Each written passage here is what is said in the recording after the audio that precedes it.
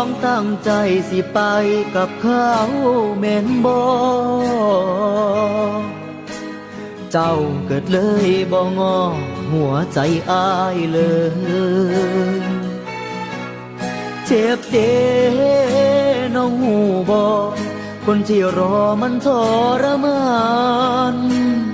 รักที่เคยแสนหวานมาพังทลายพักที่เคยสดใสเริ่มไกลความจริง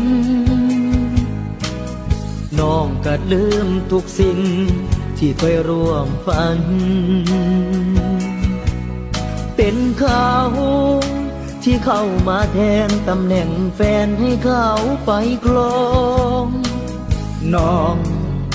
ให้อายได้แค่น้ำตาอยากสิถามน้องแน่จักคำว่าสิ่งที่ทำเป็นไปตามนี้บ่เป็นน้ำนองหลายใจหรือเป็นน้ำอายบ่ดีตอบตรงๆสักทีได้บ่น้องอยากมีหลายคนหรือว่าอายยังดีบ่พอตอบอายได้บ่เรื่องทั้งหมดมันเป็นน้ำหยัง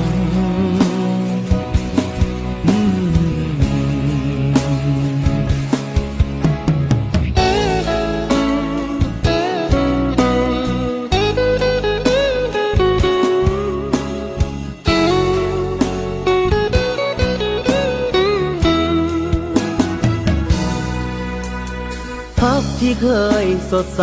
เริ่มไกลความจริงน้องก็ลืมทุกสิ่งที่เคยร่วมฝันเป็นเขาที่เข้ามาแทนตำแหน่งแฟนให้เขาไปครองน้องให้อายได้แค่น้ำตาอยากสิถา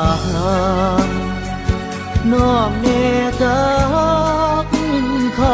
ำว่าสิ่งที่ทำเป็นไปตามนี้บ่เป็นน้ำนองหลายใจหรือเป็นน้ำอายบ่ดี